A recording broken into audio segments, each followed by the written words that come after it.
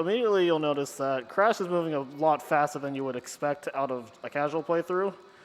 This is a glitched movement called the neutral slide spin. So basically, if you do a slide and then let go of all directional input and then do a spin, the spin will carry the momentum of the slide throughout. So basically, you're moving constantly at sliding speed throughout the entire run. And right up here, we're going to do another glitch tech to get a skip here. All right, so that was not the way you're supposed to get the red gem. You're supposed to come back here later. But we use something called a glitch high jump, where if you spin and crouch or slide jump at the same time, Crash goes higher than he's supposed to. And then from there, you can get a little bit more height with a body slam to grab that gem, and that just skips an entire revisit to this level.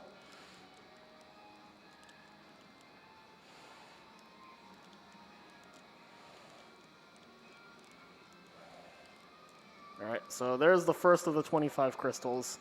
They're the story-based collectible. You need them to actually progress through the entire game. The gems are kind of the bonus thing you get. You get one gem in each level for breaking every crate, and then some levels also have extra gems that you get for just clearing a certain route or just doing a certain task.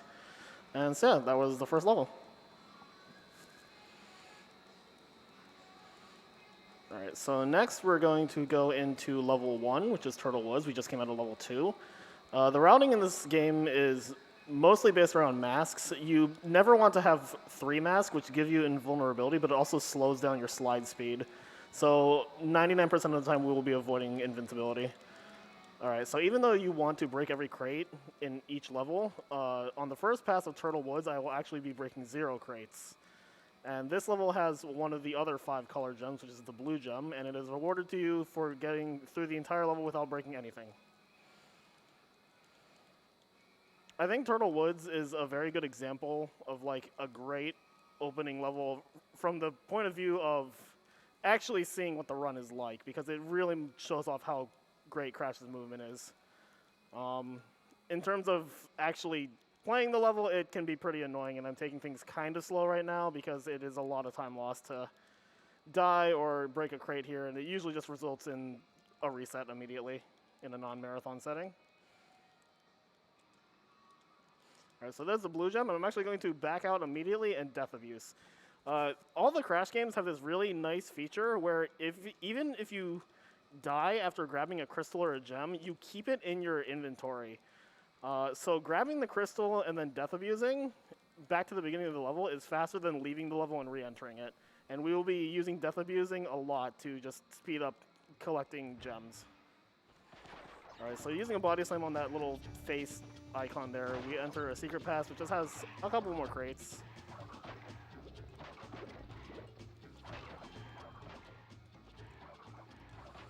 And here's another use of the glitch high jump. You're supposed to jump off of those ostriches, I think, before they sink their heads into the ground, and that's the only way you're supposed to be able to get to those higher platforms. But with the glitch high jump, you can just clear it no matter what. 2 other more subtle key pieces of the movement are curl sliding and zigzagging. So this game's movement is optimal on D-pad. For whatever reason, the game is just programmed so that if you're moving on any of the 8 like orthogonal directions as opposed to analog movement, you actually just move faster. So D-pad is faster than analog, and then curl sliding is basically mid-slide. If you move left or right in a diagonal on the D-pad, then Crash kind of like curves in his movement, which gives you much more freedom of direction than you would just the 8 directions of the D-pad. And then zigzagging is alternating diagonals.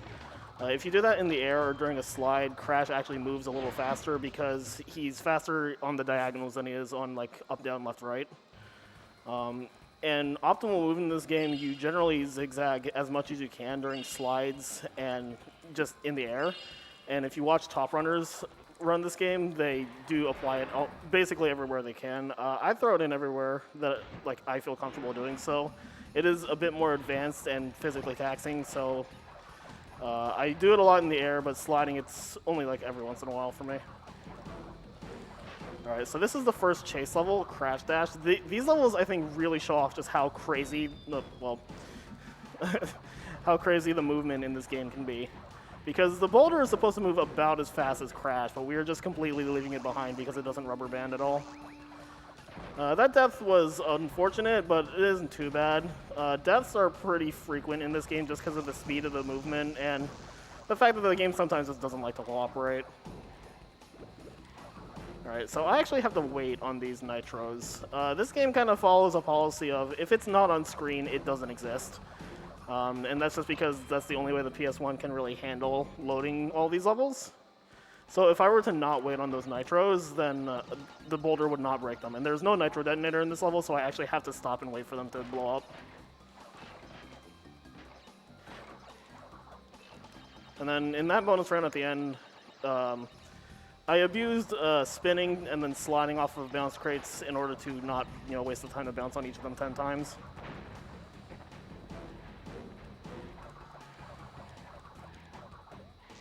Another neat feature of the first two chase levels is that if you just hug these walls and move diagonally, for some reason you get a really big speed boost. I'm not entirely sure why.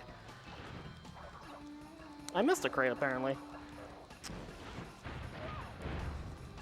I think I know what it might. I think I know which one it was. So hopefully I'm right. If not, I guess we'll be doing this level again.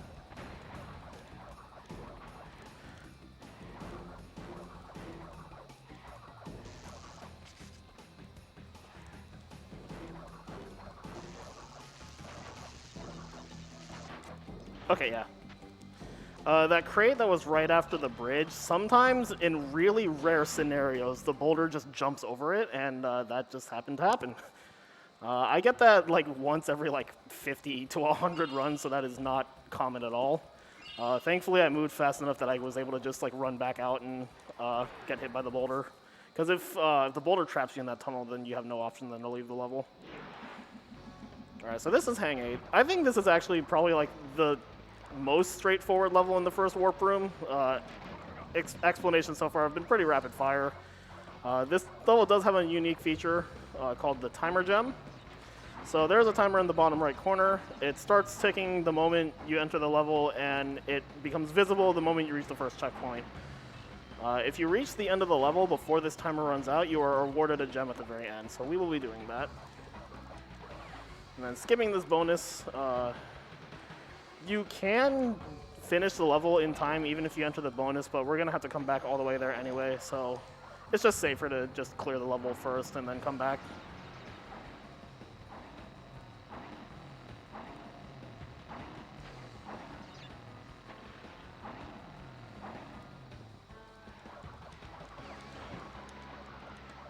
Alright. So grab the... okay. Grab the gem, and then once again, Death Abuse. That's faster than exiting the level and then just completely re-entering it.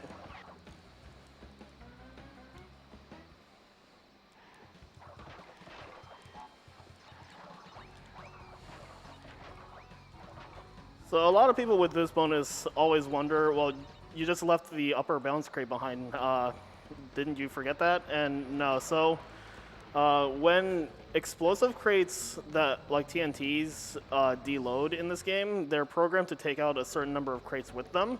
So because I off-screened that TNT crate and got far away enough from it, it blew up and took the upper crate with it. And that's something that will be used quite often in the run. It will also be something that gets played around, because sometimes if you move too far from an explosive crate, then it will not take out crates next to it. So that's just something that needs to be paid attention to.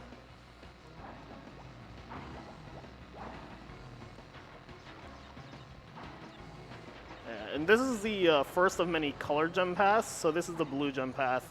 And it is only enterable if you have the blue gem, which we got from Turtle Woods, which is why we went. One of the reasons we went to Turtle Woods first.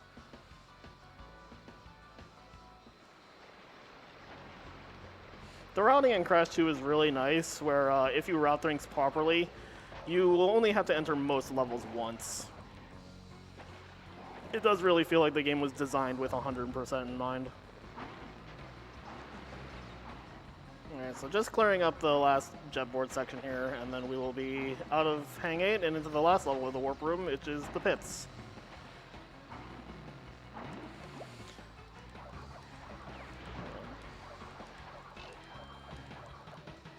Oh, got stuck there a little bit. Yeah, so the first warp room in Crash 2 is actually pretty crazy. There is a lot of stuff going on, and there's a lot of stuff to explain in the beginning. And yeah, the first warp room is notoriously difficult, and it's not uncommon for runners to get stuck here during, grind sessions. All right, so this is the last level, the pits.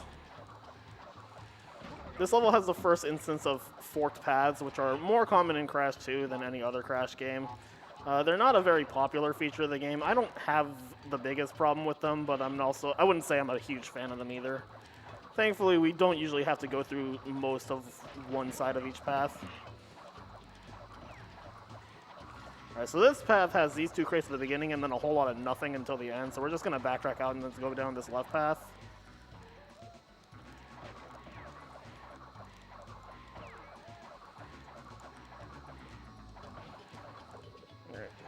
Neat quirk with these birds, you're not supposed to be able to spin them, but if you jump over them and spin their back, you actually get a little boost from them.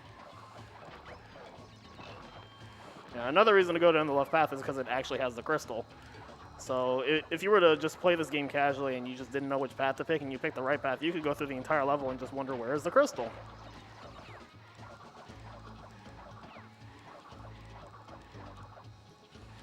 Alright, so that checkpoint's the last thing on this right path, so once we get it, we just immediately start going back this way. That is what happens if you do not get too far behind the bird. You just get pushed back and then into the hitbox. That's not really a problem, though. We will not be able to carry these masks through the warp room anyway. Alright, I tried to body slam that bounce crate. It didn't want to cooperate. Alright, something I just attempted there was a spin bounce off the TNTs. That was not successful. But basically, TNTs in this game have expanding hitboxes. So even though you're supposed to not be able to spin them, you can, in fact, spin and then bounce off of them with a jump. And if you time it properly, you can blow up the TNT without actually getting hit by it. And I just use a spin bounce there to guarantee that that bounce crate broke, because sometimes it likes to not break fast enough. Bounce crates kind of work on a timer, where if you bounce on a bounce crate and then just leave it alone for a while, eventually it'll just stop giving you fruit and just break, even if you didn't bounce on it 10 times. Yep, that was the pits, and that is the end of Warp Room 1. So from here, we will be going into the first boss fight, which is Ripperoo. Ripperoo is really the only break in this entire run.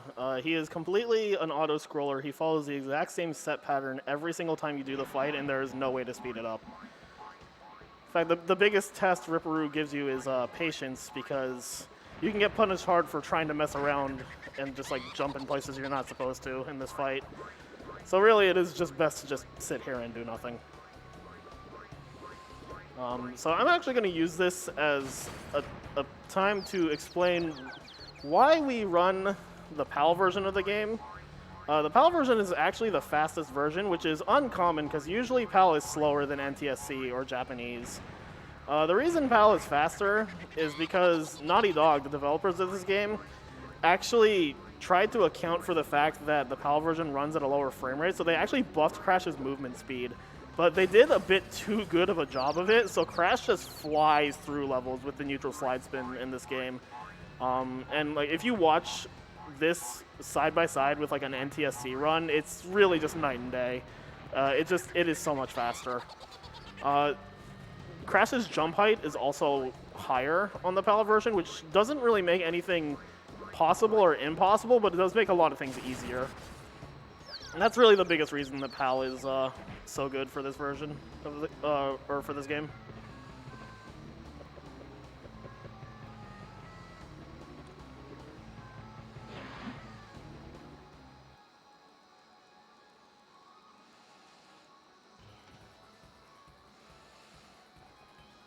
Alright, so now we're in Warp Room 2, and we're going to start with Barrett. I like to call this level Extended Warp Room 1, because it is a very obnoxious level. It is very easy to lose a lot of time here just by missing crates. And usually if that happens too much, you just end up back in Warp Room 1, even though you just left it, and then you have to go through all of Warp Room 1 and Ripperoo again. So it's not a very good time. So this is the first patch of crates that can mess up. Thankfully, it did not. That's the easier of the two, but it's also the one that loses more time. So the way the bear works is it's just basically a rail, and if you miss any crates, you have to die to get them. And missing any crate there loses like 35 seconds because you go all the way back to the beginning of the level. So the movement I'm doing here, Polar has a charge where you just press circle or R1, and you just bolt. And that sounds like it would be just great to just hold down R1, but there is a cooldown to it.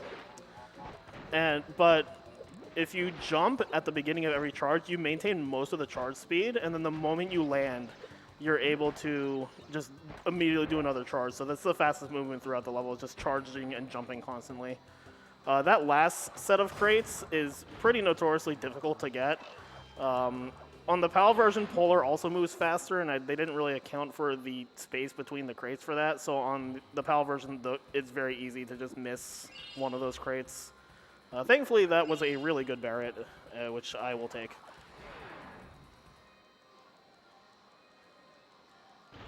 All right, so this is the second chase level, Crash Crush. Something I really like about these chase levels is that it's a lot of memorization, which is, I think, just a really cool factor of them. They're definitely some of the harder levels to learn, but they feel so satisfying to get down well. So these electric fences, only in this level for some reason, you can straight up just slide spin under them and not worry about them at all. In other levels with these electric fences, they're a bit lower to the ground, so you have to actually time your slide, but it's not a problem here. All right, so that extra forks pass just had a few crates. I'm not sure if they had planned on maybe having a gem pad there or something, but it's just really short and has a few things, so it's just a minor detour.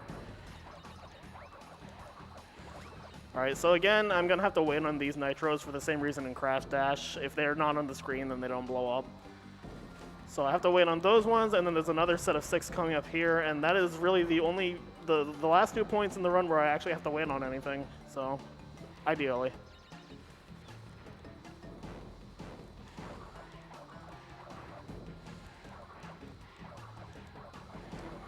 All right.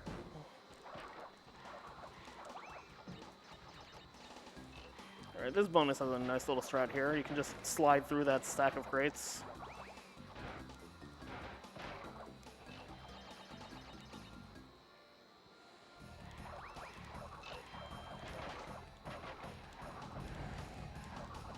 All right, not too much going on in the tail end of this level, just more running away from the boulder. They give you a lot of speed with these turbo pads because there's a body slam crate at the end of this, so they want you to have a lot of distance between the boulder and you.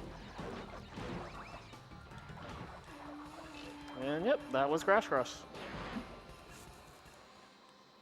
All right, so the next level is the Eel Deal, which is one of the 3 sewer levels. And thematically and aesthetically, I think the sewer levels are some of the coolest in the game. In the context of the speedrun, the sewer levels are among the most annoying in the game. Just movement and traversing through all the hazards can be very, very tricky.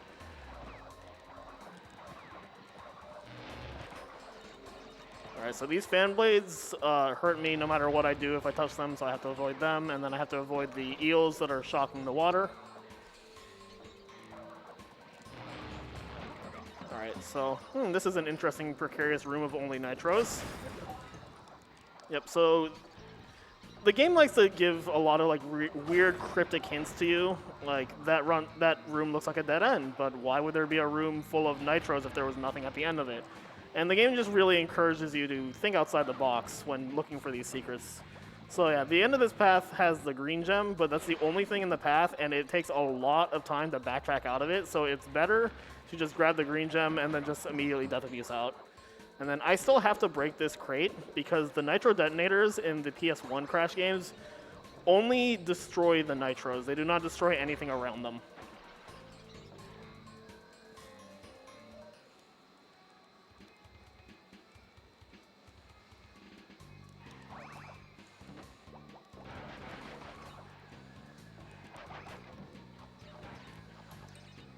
All right, coming up after this bonus is another very short fork in the road. Going down this left path gives you a very small room which has the crystal and this stack of crates. Another noticeable difference between the NTSC and PAL version of this game is that Crash's body slam has a wider radius on the PAL version. As you could see there, I was able to break a row of 4 crates, whereas in the NTSC version, if you're lucky, you'll break 3.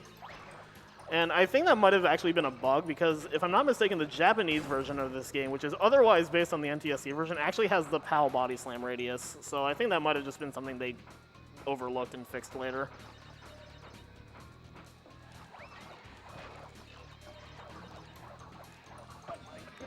Alright, damage reducing through those spike enemies. You don't really need the mask going into the next level, so it's just better to just use the mask there and instead of just waiting for those guys to go down.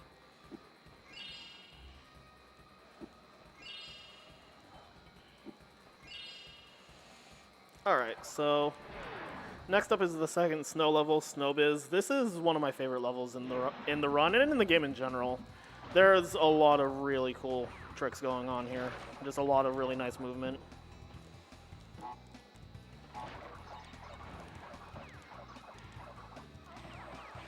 Something to note with ice movement in this game, whenever you do a slide on ice, your speed caps out. So whether you do a neutral slide spin or a regular slide spin, you will just go as fast as you possibly can.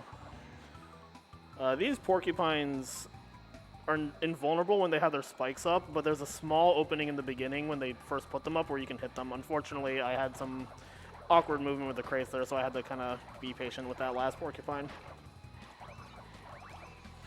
Ooh.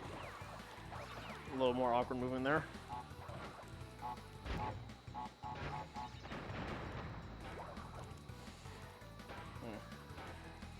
This is a very tricky red gem path.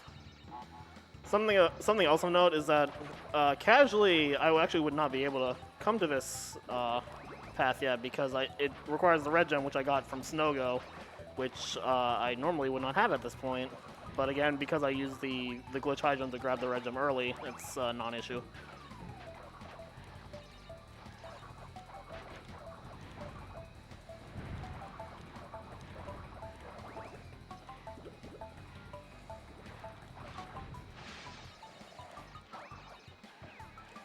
Alright, and that was the red gem path of Snowbiz. I think that is overall one of the coolest parts of the entire game. Just the movement in that when it goes cleanly is so awesome.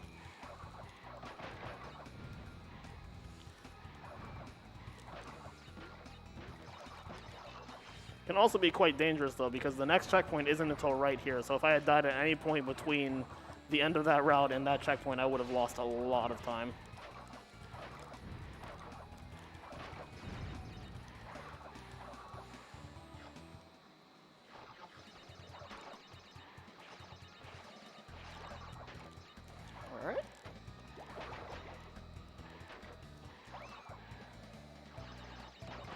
Again, I'm going to use the mask to damage abuse there.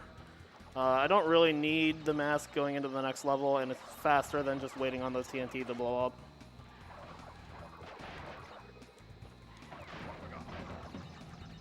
Alright.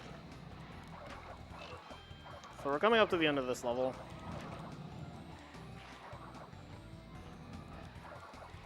Again, they're using the ice movement to get a really fast slide spin. Alright, so we have one more level in Warp Room 2.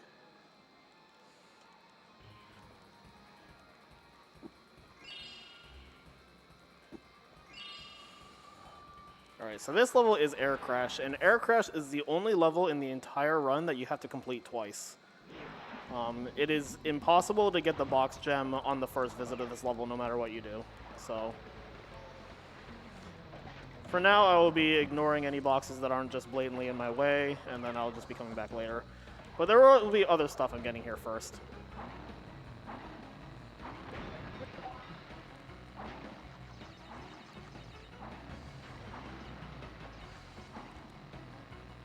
Alright, so I'm going to intentionally skip this checkpoint.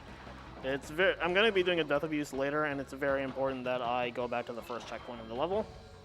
Alright, so this is the first death route we're running into. Death routes are only available if you reach them without dying once in the level. So if I had died at any point before this, I would have had to exit and re-enter the level.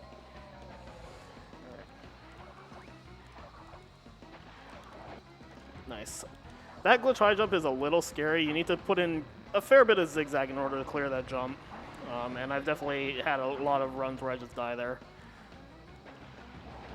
Alright, so at the end of this death route is a gem, and then I'm going to do a cute little out of bounds here to get stuck. Let me try that again. And that just saves time out of just walking back out and death abusing in the water. Alright, so after getting that gem, I actually come back to the very beginning of the level, and this is a weird little platform here. This is the first secret exit. Again, the hint there is like, why is there just some weird platform there by itself? So the game kind of encourages you to try and reach it on your own. And when you do that, you unlock the secret entrance to Snowgo, which was the first level we did, and had the red gem. This is how you're supposed to get the red gem casually, but we already have the red gem, so we're just going to leave. So if we don't have to do this red gem path, you might be wondering, well, why did you even bother just unlocking it in the first place? Like I said at the beginning of the run, we have to actually unlock all 5 secret exits. Each one of them actually gives you 1%. So I could go through the entire game and just like beat the final boss, get the 100% ending, but if I don't unlock that secret exit, I get 99%. And this is a 100% speedrun. Alright, so this is the second boss fight, the Komodo Bros. They've got some more nuance to them than Ripperoo, which is not a very high bar, admittedly. I can sort of manipulate how they move, depending on how I hit them. The first 2 phases are pretty straightforward. The third phase, I kind of improvise a little bit.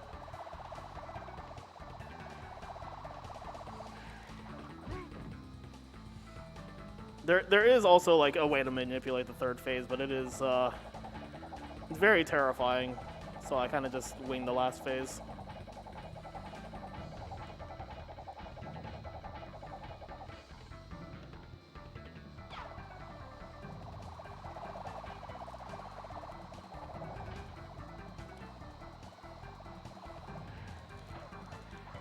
That wasn't too bad.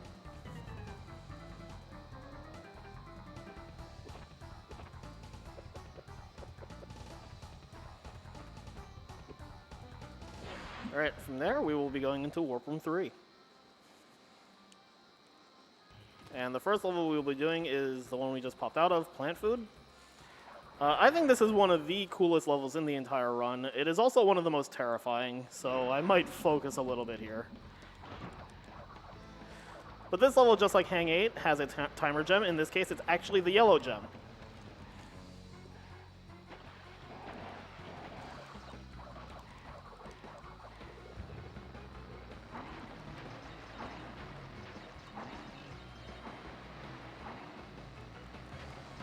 Alright, that was really awkward movement, but it worked out. That's a little gross, but I'll work with it.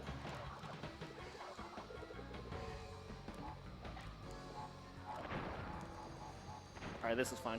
So, even though the timer disappears when I enter the bonus, it is actually still ticking, and you have just enough time to go through this bonus and still reach it to the end and get the yellow gem. But it can be very tricky, and if you're like just first learning this run, I would not recommend doing it. The timer actually also resets if you die in that bonus, so I would say if you're like a beginner to this run, a much better idea is to just enter the bonus round, immediately death abuse, and then just clear it out normally.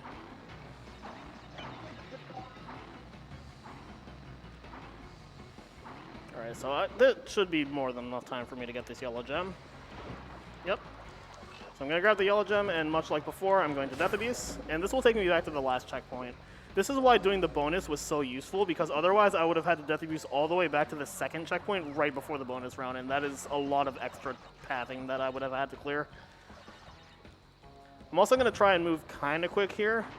So all of the PS1 Crash games work mostly on global cycles, where as long as the game is not loading or paused, all of the cycles of the enemies in the levels are moving. So even though I'm not in like another level, they're moving in all the other levels.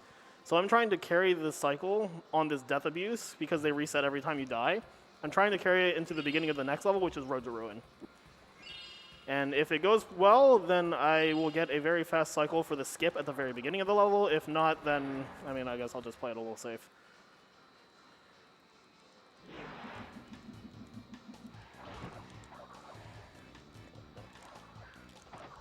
Unfortunate.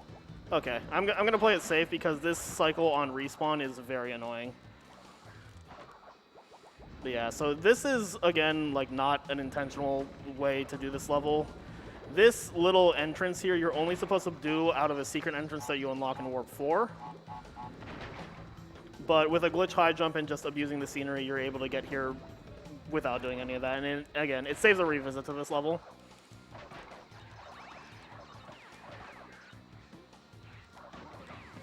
Alright, I was trying to do a little cute thing there where I would spin the TNT while falling down. Didn't really work out. This is like, I would say, a pretty notorious difficulty spike in the run. There's just so much going on in Road to Ruin. There's like multiple skips. And it's very easy to just have this level snowball. Alright, so here's another skip coming up here. Nice. So that just skipped the entirety of the death route, which I wouldn't have been able to enter anyway because I died at the beginning of the level. But the death route basically, you just wrap around like left to right, or like it's just basically in a square, and it's just a whole lot of nothing except for that gem at the very end. But with a glitch high jump and some zigzag, you're able to just jump to it at the very end, and it just saves a huge amount of time. And then again in this bonus, you're supposed to like break the exclamation crates and slowly form a bridge, but again, with a glitch high jump and some zigzag, you can just skip all of it. There is a lot going on in Road to Ruin. It's actually very intimidating when you first start to learn this game because it's got 3 really big jumps in it.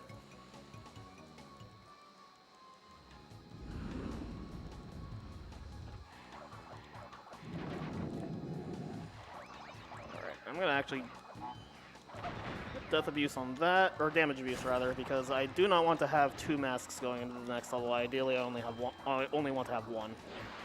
Alright, but yeah, that was Road to Ruin. Aside from the death at the beginning, so I wasn't able to catch the like really good cycle, I'd say that overall went really well. Can't ask for too much with that level. It's very easy for it to go wrong.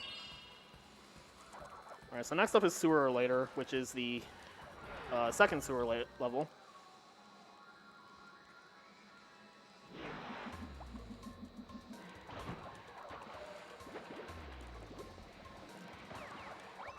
So I got a snipe on that enemy. I actually pushed the scrubber enemy into the flamethrower scientist. It really didn't matter because I had a mask to damage abuse through him anyway, but it just looked kind of cool. It is very nice to do when you don't have a mask. I was a little awkward on the movement there. Alright, so this is the yellow gem path, which we unlocked by doing plant food. The water here is always electric, but this path only has this 1 gem, and then we can just death abuse out immediately.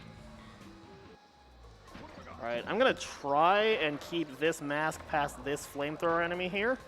It didn't work out, so I'm just going to have to play the bonus a little slower than I would want to.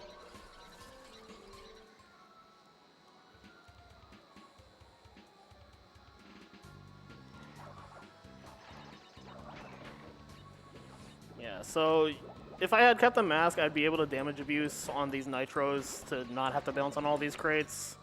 Unfortunately, I did not do that, and this nitro is being a massive troll.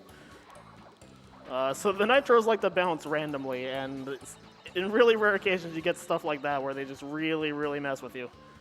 Thankfully, it didn't result in a death, though. Alright, so I'm lining myself slightly to the left here. It did not work. I was trying to get through that fan blade without getting hit. I'll try it on this one. That did not work.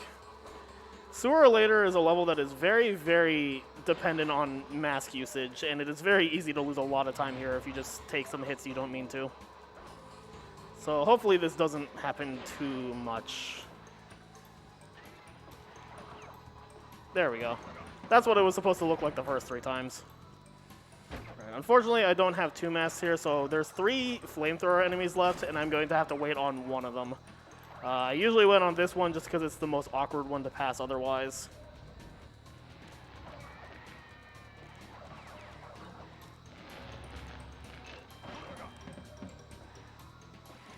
Yep, so that path just had the crystal and a few crates. I had to go down the right path a little bit first because the exclamation crate actually unlocked some of the crates that were there. Alright, so I damaged you through that enemy and then damaged you through this one, and that is Sooner or Later.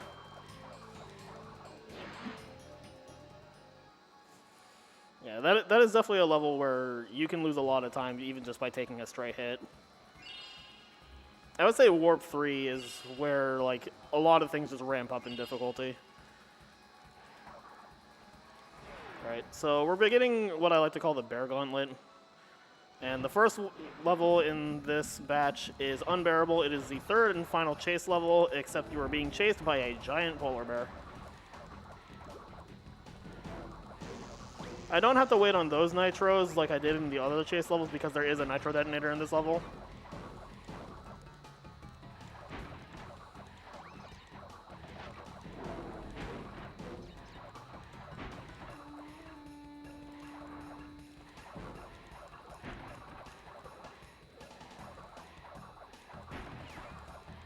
Alright, so we're coming up on another secret. I'm actually going to get this checkpoint and immediately Death Abuse. So normally what you're supposed to do there is wait for the bear to break the bridge, and then he leaves 3 planks behind, which is kind of the hint that, hey, you should check out if there's anything down here. Waiting on the bear is really slow, but if you Death Abuse, the bridge is automatically despawned. And this section has some really cool movement in it, so I'm just going to hope it goes well.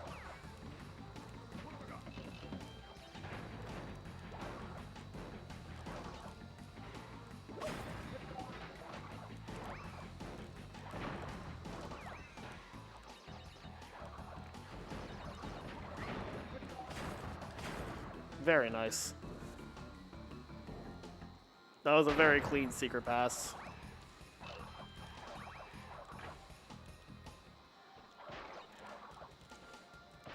Alright, I used a glitch high jump there to just stop from going through, like, backtracking through this bonus.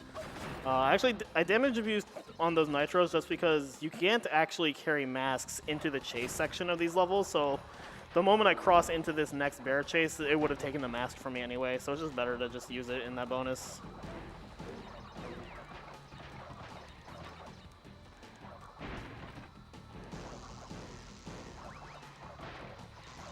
And this, as if this level wasn't cool enough, you end it on polar. So you're riding a polar bear while being chased by a polar bear.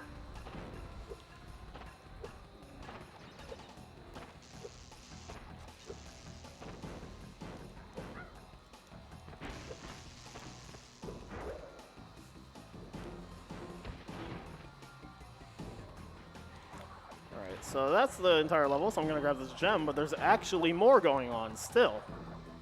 You can actually clear this jump, or this hole, and go back and visit Polar because we miss him. And Polar hates us, so he just sends us away. So that was another secret exit. And this unlocks Totally Bare. This is one of 2 secret levels that have no crystal, but have a gem.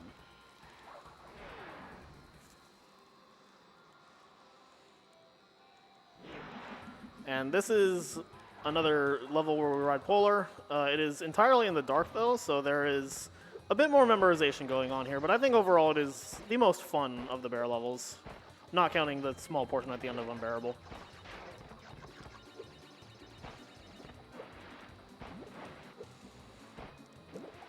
There isn't a huge amount going on here compared to the other levels before it. This small section here where it's just a lot of bear, because there's going to be a bear level after this also, is kind of like a nice semi-break. The majority of this run is extremely fast-paced, so it's nice to just be able to wind down right here in the middle of it. Not really to the same extent as Ripperoo, but it's still a fair bit of downtime.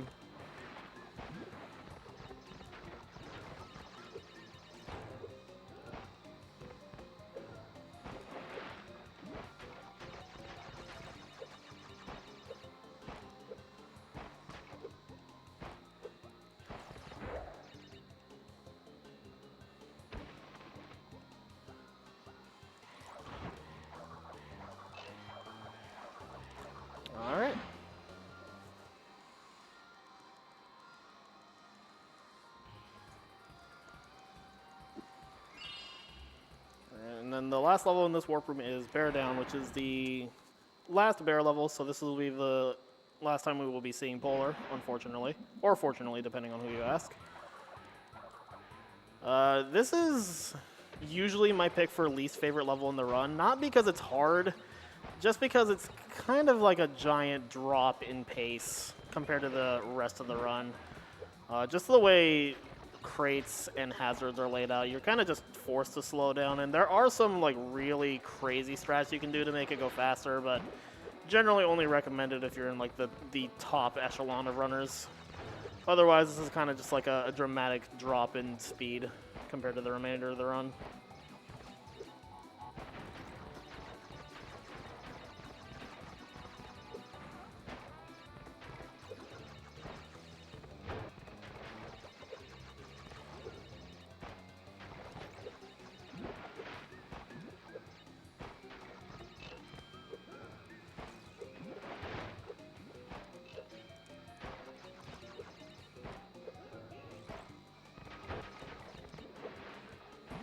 Alright, so we're coming up at the end. Just one more set of jumps here. And that's the end of the level. And oh my gosh, what a precarious set of platforms that are attempting to jump over. I'm sure nothing hidden there. Yeah, so this is the most obvious secret exit, and I'm assuming this is the one they expected you to find first that kind of hints, hey, there are these secret things you should check out. So this unlocks the secret entrance to Air Crash, which was the level that I was not able to get the box gem in. So this will be the second visit to the level, and we will just be coming back to clear out all the crates.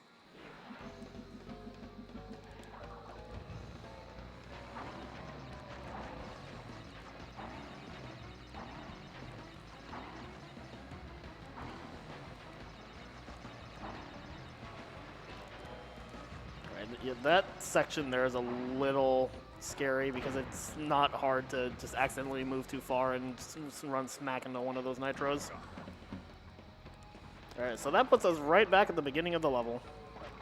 But the difference here is that the nitro detonator was in that secret pass, so the second pass through Air Crash is actually a little bit easier just because there's no nitros to worry about.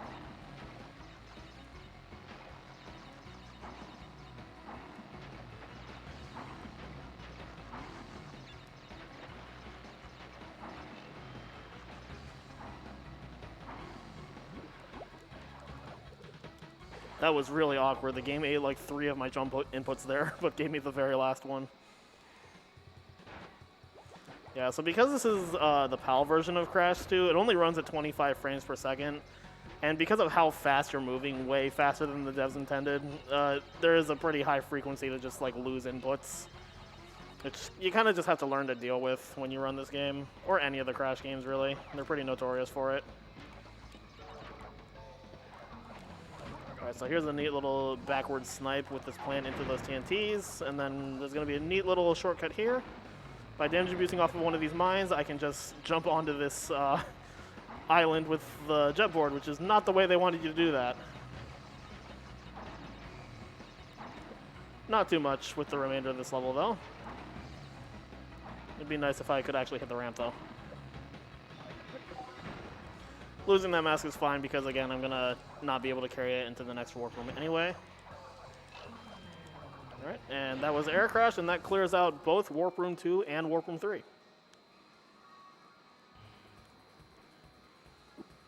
And now we will be going into the third boss fight, which is with Tiny Tiger. This is an interesting fight. It's not strictly RNG, so I don't really like to say it's random, but there is a little bit of randomness to it. So Tiny chases you, and eventually some of these platforms are going to glow red and fall. The way they fall is pulled from like a pool of like set patterns, but which pattern it picks is random, so that's kind of the pseudo-randomness to it.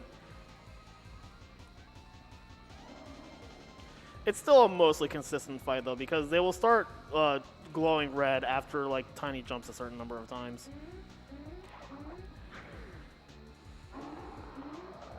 Alright, so this third phase is the most annoying one. Only one platform drops, and I have to pray that it is not a corner. It was not a corner. That was actually really nice. Alright, I'm going to try a neat little cute glitch, visual glitch here. You can dance on the air.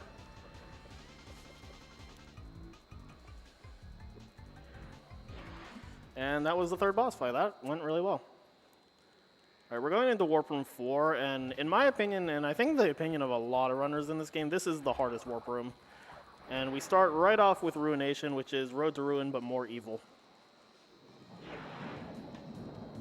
And Road to Ruin's already a pretty hard level. A lot of the crate formations in this game look very similar to Road to Ruin, but they try to trick you. Like that first crate formation would look exactly like something in Road to Ruin, but instead of having another crate behind it, it had a nitro. These outline crates are all nitros, so if you trigger that exclamation crate, you were just in for a nasty surprise, but the nitro detonator will get them anyway, so I just ignore them. Alright, so this is the green gem path. I didn't actually need the green gem to enter it. I just used a glitch high jump. I death abused at the checkpoint right before it because it reset the cycles, so now I'm able to know exactly what these patterns are going to look like.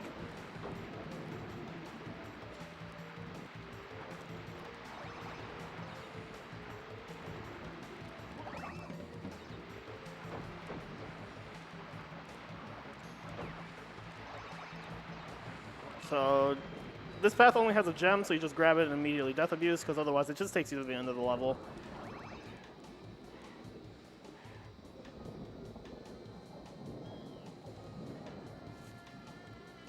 Something else of note with this level, I'm going to try very hard to leave it with 2 masks.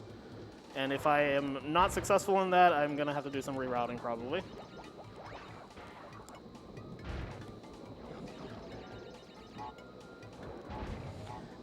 This bonus isn't too hard, but it is a really bad one to mess up just because it takes so much time to re-enter it.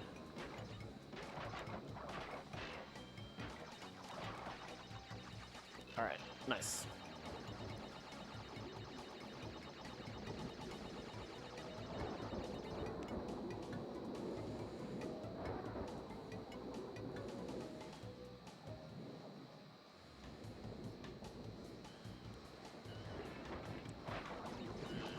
Wait on this cycle here.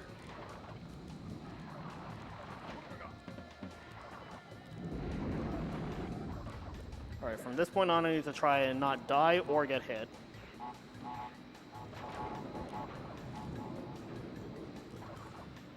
Thankfully I knew what that pattern looked like, so that went well. Alright, I'm going to take this last section a little safe, just because again I do not want to die or get hit. Nice. Alright, cool.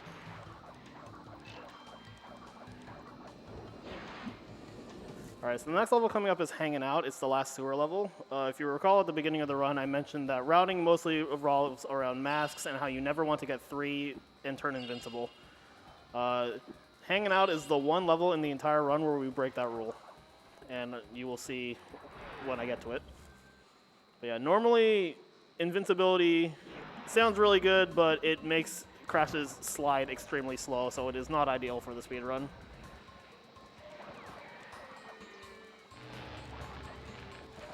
Again, I'm going to try my best to not get hit here. Not doing the greatest job. I'm going to be a little patient here just because I really want to show this off. Alright.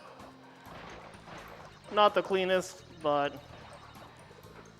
it's fine.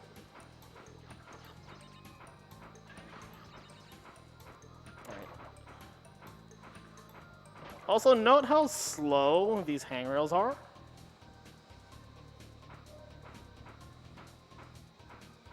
Alright, so I go invincible and immediately I just go back to running because this is faster than sliding, like actually. But when you're on the hangrails while invincible, you just move really fast.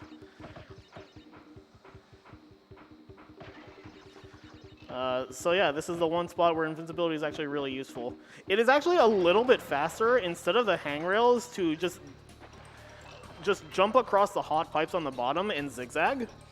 I chose to do the hangrails because I think it's a better visual indicator of just how much faster it is compared to just not having invincibility there. But if you watch like top level runners or high level runners do that, you'll usually notice them just like jump across the pipes at the bottom. This is a very terrifying bonus, especially when you're on a good pace, because it is a lot of spin bouncing back to back to back, and like any like small minor execution error can just result in death. Thankfully, it went really well there. Alright, I took 2 intentional damage abuses there because I'm going to grab this gem, and then we're going to be doing another death abuse.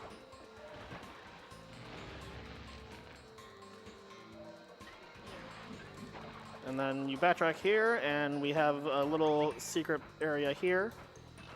We have to use the R1 to pull Crash's legs up to avoid these spike bots. This is the only spot in the entire series where this is a useful ability. And we have another secret exit.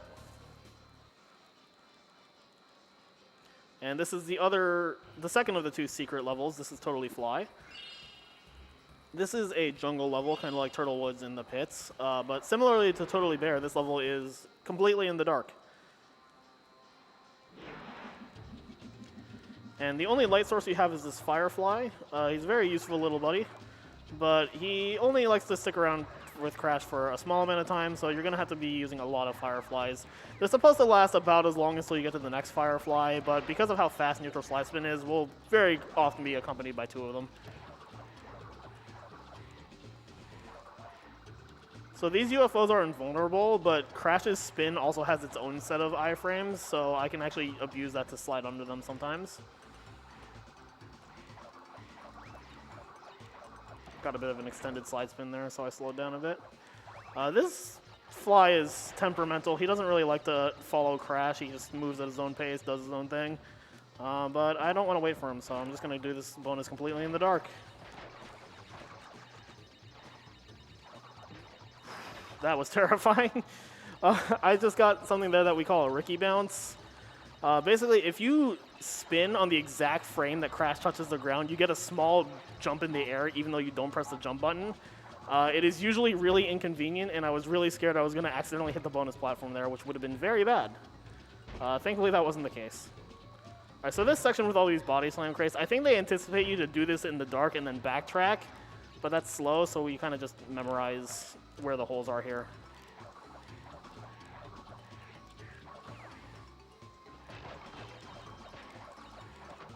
And that was Totally Fly. I don't think this is a particularly difficult level, but it is one that is very prone to going pretty wrong.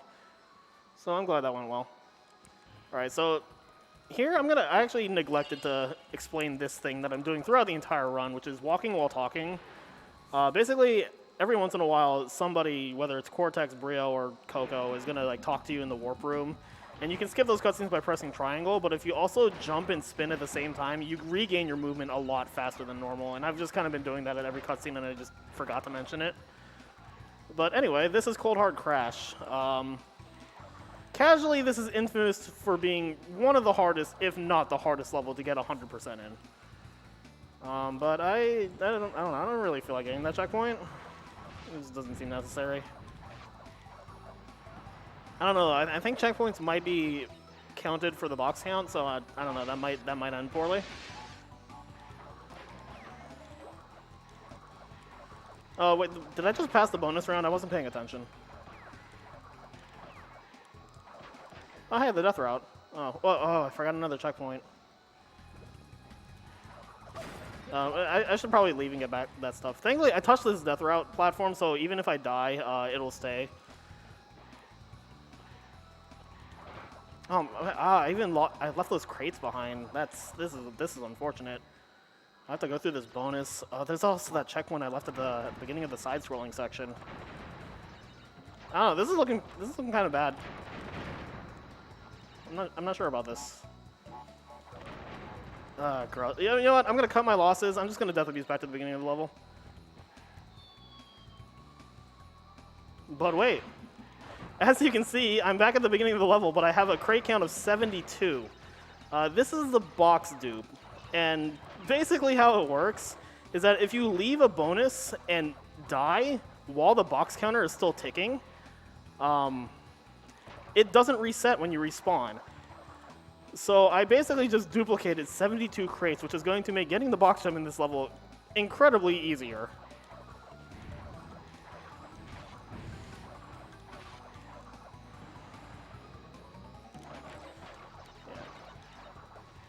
Yeah, so again, I just have to go through all of this. Cold Hard Crash, the way you're supposed to do it, You're supposed to go into this death route, grab the gem, death abuse, go into the death route again, break all the crates, backtrack out of the death route, and then complete this lower tier of the level. And that's about as obnoxious as it sounds. So with the box dupe, I really don't have to do any of that. I just have to go through this death route once, grab the gem, finish the level, and then I just don't even have to worry about the lower tier.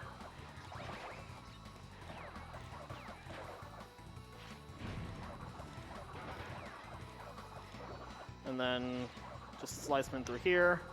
I'm going to take an intentional hit there just because I don't need that mask, and it just clears up all those cycles. And this is the end of the level. We skipped an entire like giant chunk of the side-scrolling section.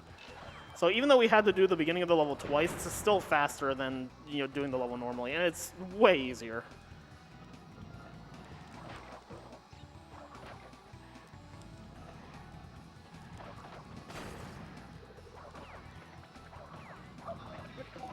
Something of note, though, is that I'm going to leave that crate behind. The way this game is programmed, you have to get exactly the number of crates that are in the level. And there are 155 in this level. So if I had broken that last crate and gotten 156, I would have been shown the little box counter at the end that says 156 out of 155. And it wouldn't give me the gem. And I think the way it's programmed, the reason it's programmed that way is because that's how the blue gem works in Turtle Woods, is that if you already have the regular gem in that level, and then you go through it, when you get to the end, it'll say like X out of 0 crates. So they probably just programmed it so you needed the exact number. All right, so this is digging it. You might be wondering with the box tube, like if something like that is like that useful is in the run, why did we wait until Cold Hard Crash to do it? And that's because it's actually like there's so few places in the run where you can actually do it, because very few bonuses actually have a high enough crate count where you can actually death abuse in time to abuse it. Cold Hard Crash is the most notorious and easiest one to do. There's also a box dupe in Digging It, which I'm going to try to do. But not only is it a lot tighter, it is also random.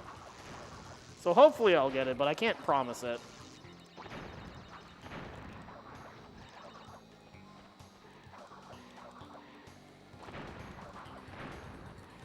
Alright, so I'm going to skip the bonus round. I'm going to get this checkpoint. And then I'm going to touch this death route platform, because if the dupe fails, I will have to enter the death route and get those crates. I believe there's 7 crates outside of the death route, and there's 6 in it. So we'll be duping enough to have like 1 surplus. All right, I have to also, for this to work, I have to break every crate in this bonus, which includes the nitro. So it was very important that I brought a mask in here. All right, 26 is correct. All right. I have to do a very specific slide spin here. Hopefully it works. I didn't get it. All right, well, I guess we're not showing that off. I tried to slide a little too early, so I didn't get the input. But basically, if I had done this correctly, I would have been able to skip this entire death route section. What makes it random is that in order for it to work and for you to have enough time, you have to fall into a hole without getting what we call the shoes animation. So sometimes when Crash dies by falling into a hole, there's about a 25% chance that his shoes will fly up in the air. And that loses time, and in the case of the box dupe in this level, it also makes it so that you just cannot respawn in time for the dupe to take effect. Alright, so a bit unfortunate that I didn't get that, but that is a trick that is always just going to be up in the air. I think it's really cool to show off, but even like at top level, it is not commonly used in runs. Oftentimes, even like the world record in like 2nd place and 3rd place tier runners, they'll only go for it if they feel like they need it to PB. It's that precise and scary of a trick. All right, so this death route is a little awkward. A lot of dodging bees and bombs and plants. So you can see why I kind of wanted to get the dupe to avoid all of this.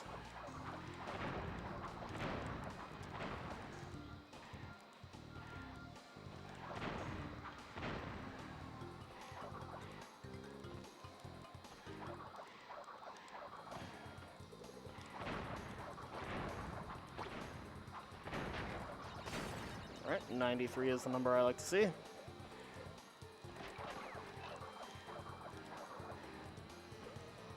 So there's 95 crates in this level, so we should be good to go.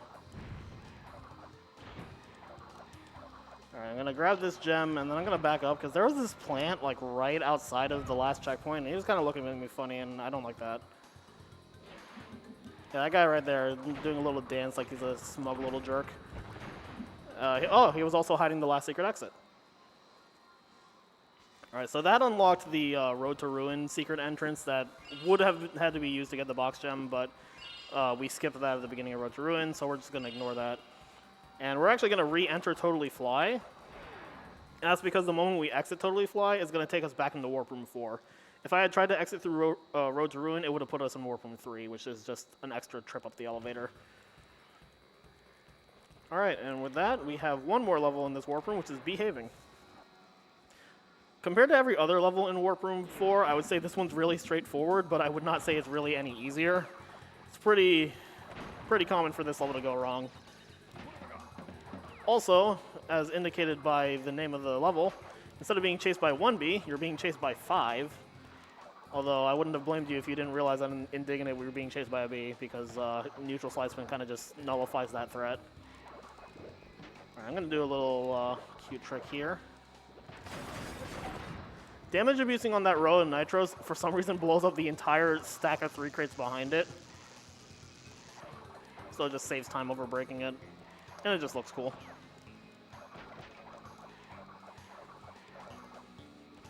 Huh, I wonder who put a staircase of nitros there. That's a little weird.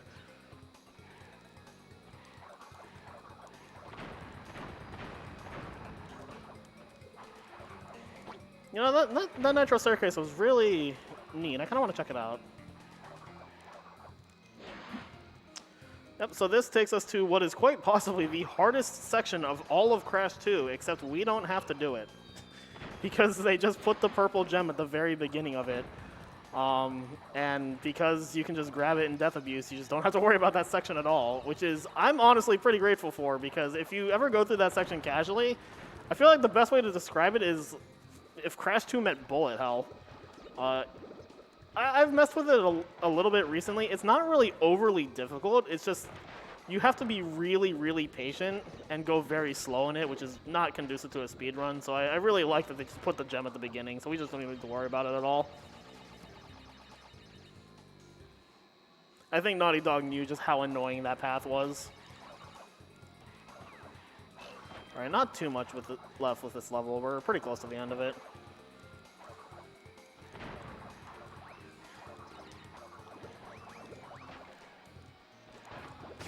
Oh, I tried to get a slide there, but I pressed R1 too early, so I got a body slam because they're mapped to the same button, so I got caught in the blast of the nitros there.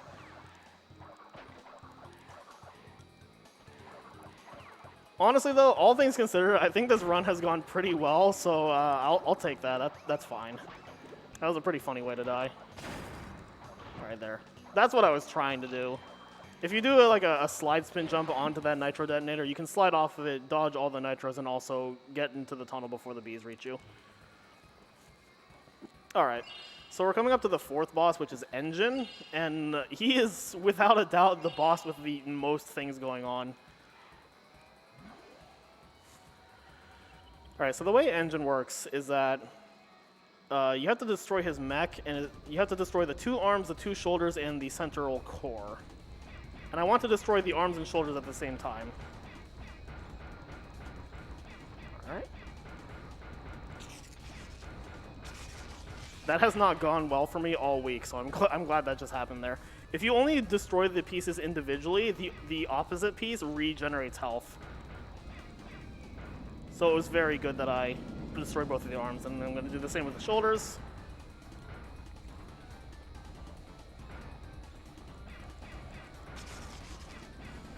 Yeah, so the arms each have 10 hit points, and then the shoulders have 5. I'm going to try and get a 1 cycle here, but if I downing it, then...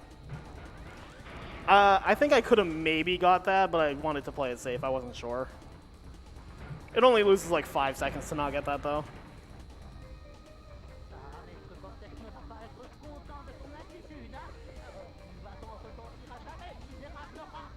I hope you guys enjoyed French Engine as much as I do. It just, the more he speaks, it sounds like the more he's just like running out of breath. All right, so this is Warp Room 5. This is a very terrifying Warp Room. I don't think it's as hard as Warp Room 4, but it is very easy to just like kill runs here. And it starts off with this level, Piston It Away. This level is evil. That is about the best way I can describe it. So, first off, it has a death route, so it is important that I go through this entire level without dying.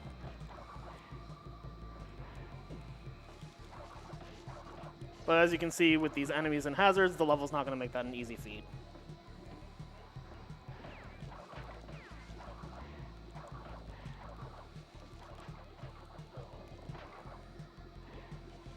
We're going to play. Apparently you can't slide those enemies. If you guys didn't know that, neither did I apparently. Alright, so I'm going to be a little safe here because of that. Alright, so there's the death route platform, and I'm going to ignore it.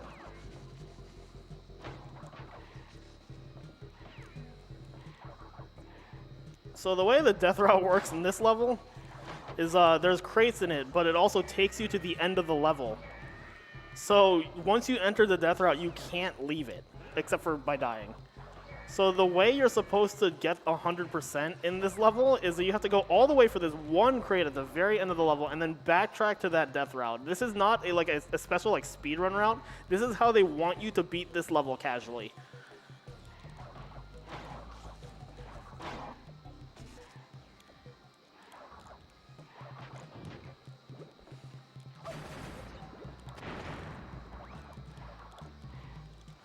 So I think I have to, with this bonus round, I have to quote a friend of mine, Groovy, who is also the second place record holder in this category. One time he asked, why are there cycles in the bonus round?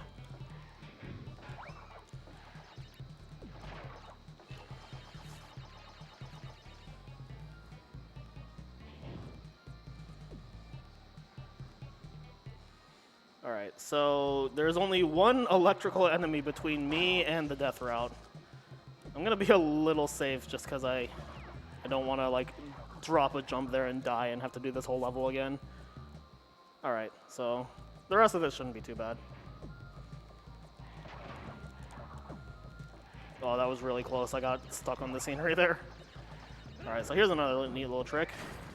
I can jump onto that enemy as he screams as I push him into a nitro, and then just ride that little like blue wall there, which just skips all of those enemies.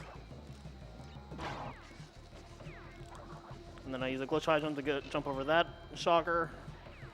And then, I guess another thing I kind of overlooked explaining in Crash 2 is that even though there are these 2D sections, the game is still working in 3D.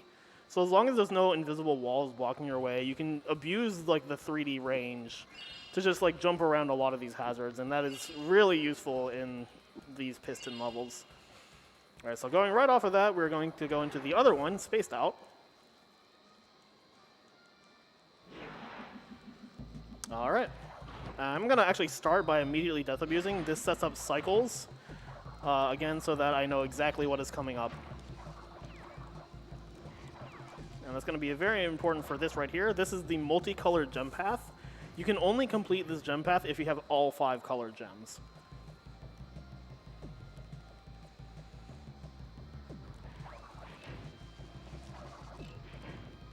And again, thanks to the death abuse at the beginning of the level, I know how all of these cycles look.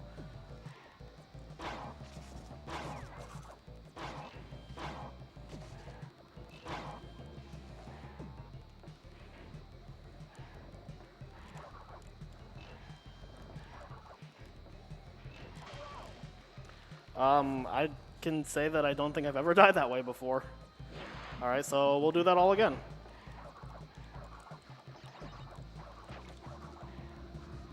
Alright, this cycle seems a little bit weirder than the normal one. The amount of time it takes for Crash to respawn depends on how far away the last checkpoint was.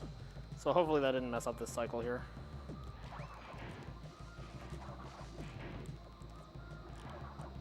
Alright, we're fine.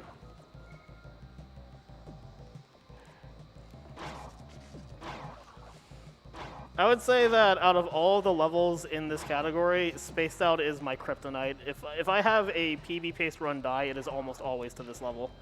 All right, I'm gonna play this a little safe. This is not exactly the cycle I'm used to.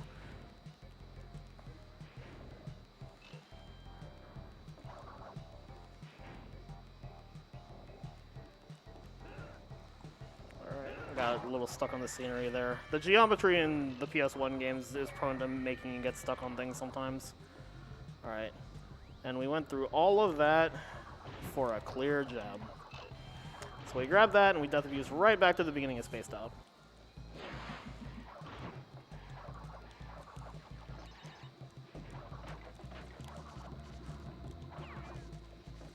Again, I have an idea of what these cycles look like.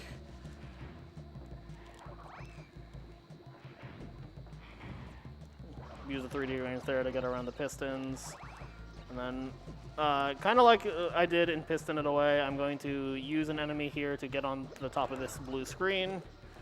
This one doesn't last as long as the one in Piston, but it's still nice to just dodge those enemies and nitros. I'm going to be a little cute and enter the bonus like that, except I messed it up, so never mind. I just want to point out, I had a really bad practice run right before this where literally everything went wrong, but this level went right, so I don't really know what to make with that information.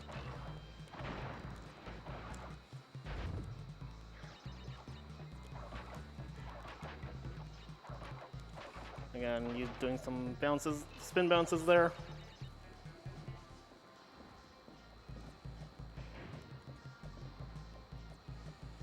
Really, the hardest part of Spaced Out is honestly just the beginning. That gauntlet of pistons and enemies you have to go through is really, really terrifying. Once you get to the later portion of it, it's really not that bad.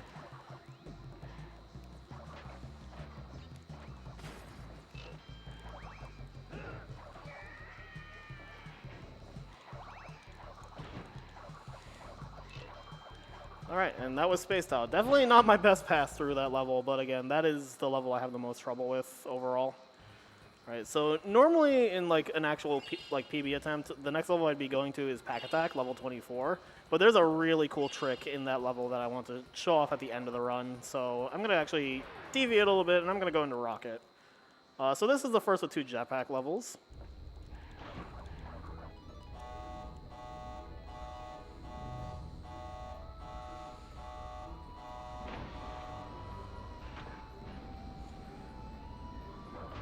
So the jetpack levels are mainly known for 2 things: really awesome music and really awkward controls.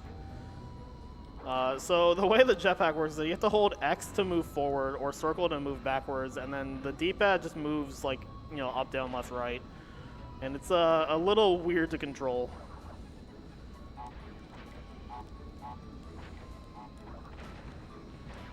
And then coming up here, here's another weird quirk with the PAL version. On PAL, Crash moves fast enough that he can just phase right through this enemy. If you try that on NTSC, you don't move fast enough and the enemy just shocks you. So that's another little minor time save that the PAL version has with the buff movement speed.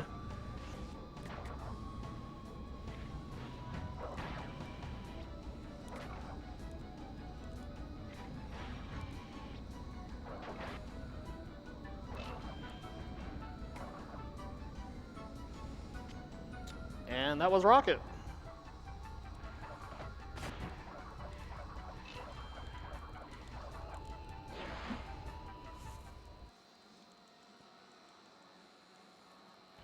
Alright, so the next level is Night Fight.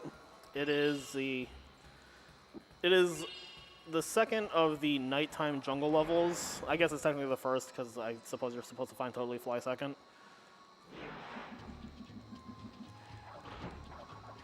I don't know why there's a jungle level in the middle of the space station, but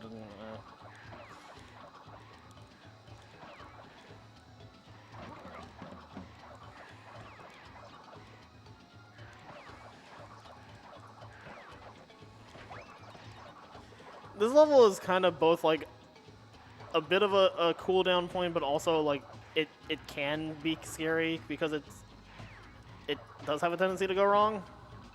It's also a pretty laggy level. There's a lot of points where the game just really can't handle everything that's on screen.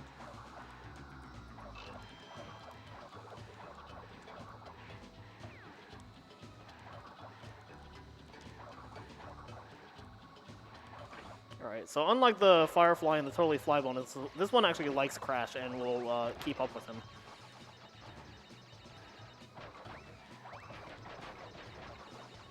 Alright, so I'm actually going to do a damage abuse here. It is extremely important that I do not take 2 masks in the pack attack.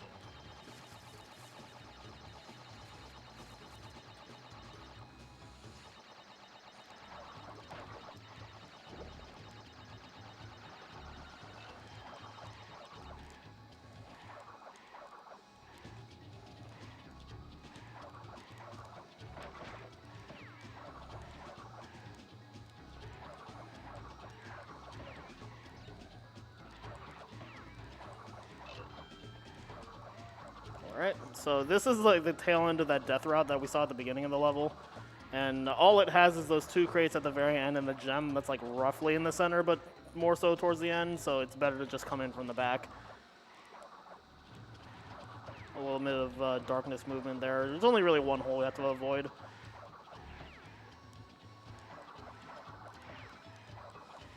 Okay. So we have 1 level left in its pack attack. So the reason I saved pack attack for last is that with a pause buffer at the very beginning of the level, we can do a trick that's called jetpackless. And I feel like the name kind of just explains what we're going to be doing. It's also why I did rocket first, because I wanted to show what the jetpack levels are supposed to look like normally before I showed off pack attack. All right. Hopefully, this isn't too hard, but it can be a little precise, so hopefully I get it first try. So pause and do a pause buffer spin. I did not get it, so I'm going to re-enter the level. If you fail this normally on a run, you want to just keep going, but because it's a marathon, I really want to show this off. Yeah, the pause buffer is the tricky part because you want to spin on the same frame that you unpause, basically.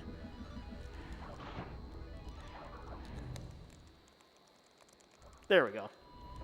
I do have to be careful, though, because there are ways that the game can crash doing this. If I die to a nitro, if I get touched by electricity, or if I get triple mask, the game will crash. I do have a backup save in case that happens, but everything in here is completely consistent, so hopefully nothing of that sort happens. Yep.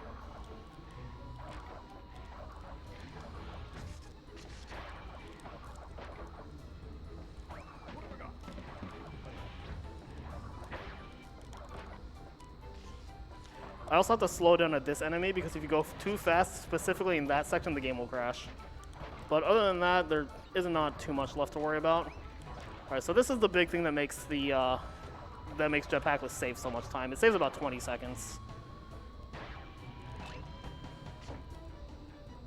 So what happened there is that when you cross a certain point and the end of the level loads in, the game detects that you're not on the jetpack, and there's like an invisible wall that's supposed to stop you from being in the level off the jetpack. So you kind of just get pushed behind it, if I understand the way the trick works correctly. So what I did was I did a glitch high jump to like spin and grab the crystal, and then it just pushed me to the end of the level. All right, so this is the final boss. This is Dr. Neo Cortex. He is infamously probably one of the worst final bosses in the history of gaming. So I just have to chase him down and hit him 3 times, and timing ends on the last hit. All right, so that's the second hit. So timing will be ending very, very soon. And time. No.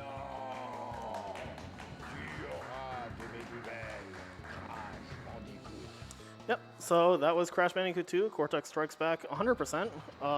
Looking at the layout, it looks like I got a 119.01, which on SDA timing for the leaderboard would be a high 118, which I am very happy with. Being consistent in this game is very difficult, and so I think overall that was a really good run. But yeah, so thanks to GSA for allowing me to run this and for hosting this event. Thanks to all of my friends in the Crash and speedrunning community in general. I couldn't possibly name all of you guys. You know who you are. I appreciate every single one of you, everybody in my own personal stream community. If you really liked this run and you want to learn it, I would recommend checking out either of the Crash Discords. We have a Discord for all the OG games, and we have a Discord for all of the HD games from the remake era. So the Insane Trilogy, Crash 4, Crash Team Racing Nitro Fueled. Definitely check out both of those servers. All of the Crash games are really cool runs.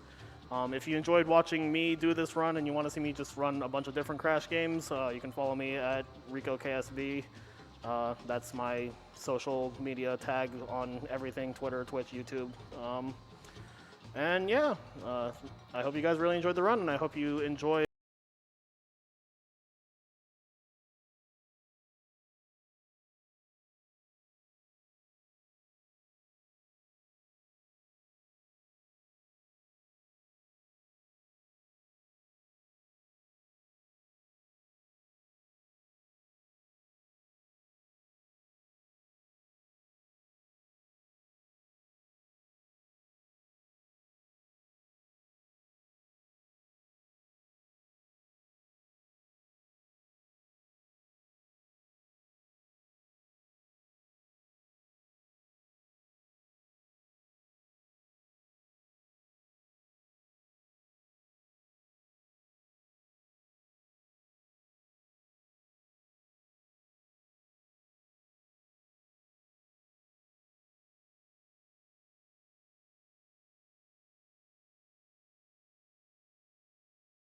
the rest of the marathon and continue to donate.